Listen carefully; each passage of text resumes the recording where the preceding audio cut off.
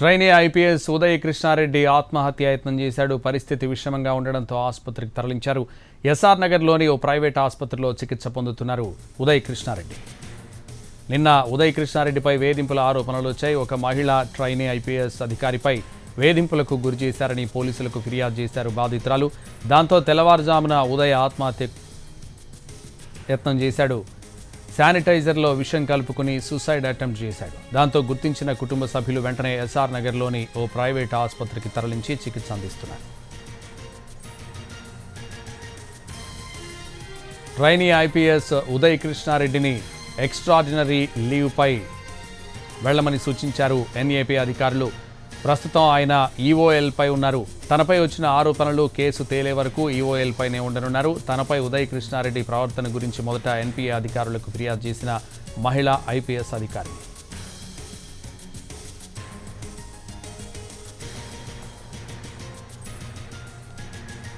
ఉదయ్ కృష్ణారెడ్డి నిన్నటి నుంచి ఫుడ్ తీసుకోకుండా ఆల్కహాల్ తాగుతూనే ఉన్నాడని వైద్యులు చెప్పారు. తాము కడుపు మొత్తం క్లీన్ చేశామని డాక్టర్ శివశంకర్ తెలిపారు. స్పృహలోకి రావడానికి 24 గంటల సమయం పట్టొచ్చంటున్న డాక్టర్ శివశంకర్తో మా ప్రతినిధి రవి ఫేస్ టు ఫేస్.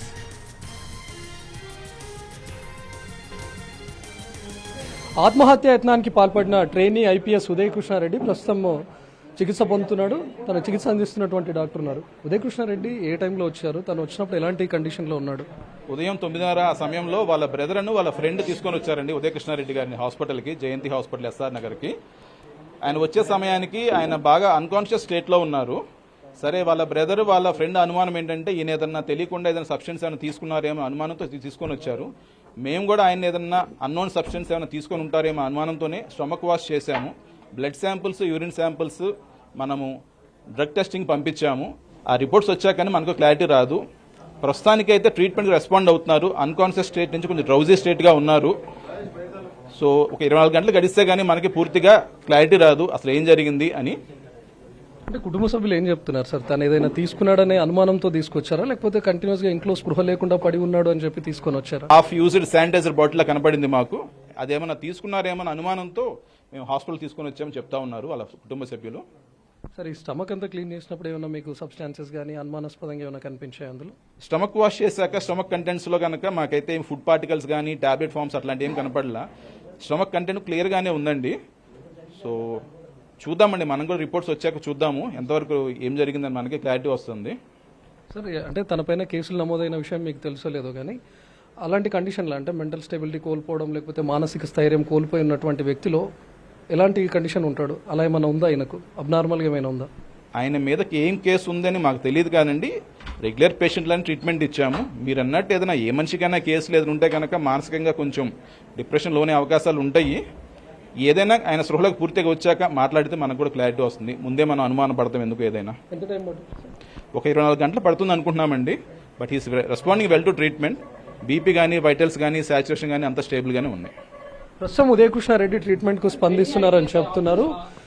తన ఆరోగ్యం నిలకడగానే ఉందని చెప్తున్నారు. పూర్తిగా కోలుకొని స్పృహలోకి రావడానికి 24 గంటల సమయం పడుతుందని చెప్తున్నారు. ట్రైనీ ఐపీఎస్ ఉదయ్ కృష్ణారెడ్డిపై కేసు ఆత్మహత్యాయత్నం ఘటనపై ఆయన నాయనమ్మ రమణమ్మ స్పందించారు. అక్కడ ఏం జరిగిందని పూర్తిగా తెలియదన్నారు.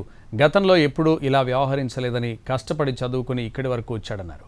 తన మీద తప్పుడు కేసు పెట్టారని నాతో చెప్పాడని, తమ గ్రామంలో అందరికీ అతను ఎలాంటి వాడని తెలుసన్నారు. కావాలనే ఇలాంటి కేసులు పెట్టారని, ఎక్కడికి వెళ్ళినా తన పని తాను చేసుకుంటాడన్నారు. మహిళల విషయంలో చాలా మర్యాదగా ఉంటాడని ఆమె తెలిపారు. పొరపాటు జరిగిందంటాడేందో మనకైతే తెలియదు. మా పిల్లోడు మటుకు అటువంటాడు కాదు, మన బిడ్డను నేను అంటల్లా. మొదటాంచి కూడా బూతులు మాట్లాడితేమే వాళ్ళు అట్టే అయ్యాడు సైజొద్దాం వాళ్ళు సైజం అయ్యేం ఉండవు. సాగుపోతాడు కాదు.